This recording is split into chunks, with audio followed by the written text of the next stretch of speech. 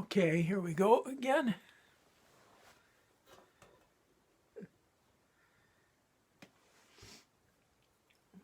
Okay, the Golden Sayings of Epictetus, 67.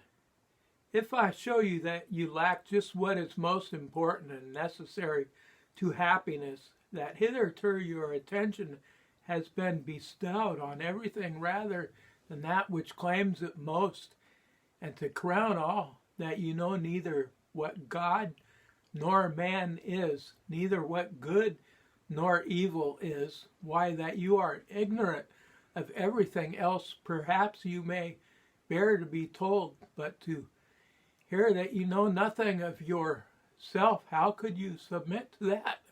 How could you stand your ground and suffer that to be proved? Clearly not at all. You instantly turn away in wrath. Yet what harm have I done you? Unless indeed the mirror harms the ill-favored man by showing him to himself just as he is, unless the physician can be thought to insult his patient when he tells him, "Friend, do you suppose there is nothing wrong with you? Why, you have a fever. Eat nothing today, and drink only water." Yet no one says, "What an insufferable insult!" Whereas if you say to a man, "Your desires are inflamed, your instincts of rejection are weak and low, your aims are inconsistent, your impulses are not in harmony with nature, your opinions are rat and false," he forthwith goes away and complains that you have insulted him. 68. Our way of life resembles a fair. The flocks and herds are passing along to be sold, and the greater part of the crowd to buy and sell. But there are some few who come only to look at the fair, to inquire how and why it is being held, upon what authority and with what object. So too in this great fair of life, some, like the cattle, trouble themselves about nothing but the fodder. Know all of you who are busied about land, slaves, and public posts, that these are nothing but fodder. Some few there are attending the fair who love to contemplate what the world is, what he that administers it. Can there be no administrator? Is it possible that while neither city nor household could endure even for a moment without one to administer and see to its welfare, this fabric, so fair, so vast, should be administered in order to harmonious, without a purpose and by blind chance? There is therefore an administrator. What is his nature, and how does he administer? And who are we that are his children, and what work were we born to perform? Have we any close connection or relation with him or not? Such are the impressions of the few of whom I speak. And further,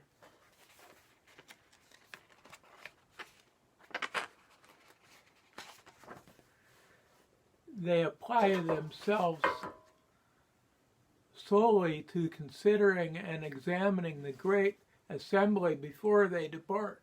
While they are derided by the multitude, so are the lookers on by the traders. Aye, and if the beasts had any sense, they would deride those who thought much of anything but fodder. 69. I think I know now what I never knew before. The meaning of the common saying, "A fool you can neither bend nor break." Pray heaven I may never have a wise fool for a friend. There is nothing more intractable. My resolve is fixed. Why, so madmen say too. But the more firmly they believe in their delusions, the more they stand in need of treatment. 70. Oh, when shall I see Athens and its Acropolis again? Miserable man, art thou not contented with the daily sights that meet thine eyes? Can thou behold aught greater or nobler than the sun, moon, and stars, than the outspread earth and sea? If indeed thou apprehendest him who administers the universe, if thou bearest him about within thee, canst thou still hanker after mere fragments of stone and a fine rock, when thou art about to bid farewell to the sun and moon itself? Wilt thou sit down and cry like a child? Why, what didst thou hear? What didst thou learn? Why didst thou write thyself down a philosopher, when thou mightest have written what was the fact, namely, I have made one or two compendiums, I have read some works of Chrysippus, and I have not even touched the hem of philosophy's robe. 71. Friend, lay hold with a desperate grasp ere it is too late, on freedom, on tranquility, on greatness of soul. Lift up thy head as one escaped from slavery. Dare to look up to God and say, deal with me henceforth as thou wilt. Thou and I are one mind. I am thine. I refuse nothing that seemeth good to thee. Lead on whither thou wilt. Clothe me in what garb thou pleasest. Wilt thou have me a ruler or a subject, at home or in exile, poor or rich? All these things will I justify unto men for thee. I will show the true nature of each. Who would Hercules have been had he loitered at all? No Hercules, no Eurystheus. And in the wanderings through the world, how many friends and comrades did he find? But nothing dearer to him than God. Wherefore he was believed to be God's son, as indeed he was. So then, in obedience to him, he went about delivering the earth from injustice and lawlessness.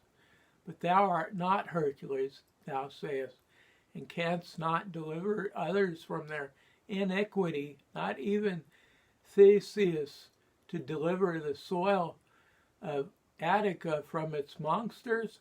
Purge away thine own, cast forth thence from thine own mind, not robbers and monsters, but fear, desire, envy, malignity, avarice, effeminacy, intemperance, and these may not be cast out except by looking to God alone, by fixing the affections on him only, and by consecrating thyself to his commands.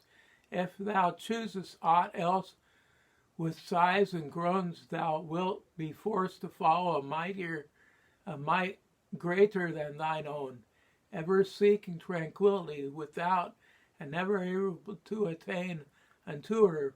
For thou seekest her when she is not to be found, and where she is, thou seekest her not.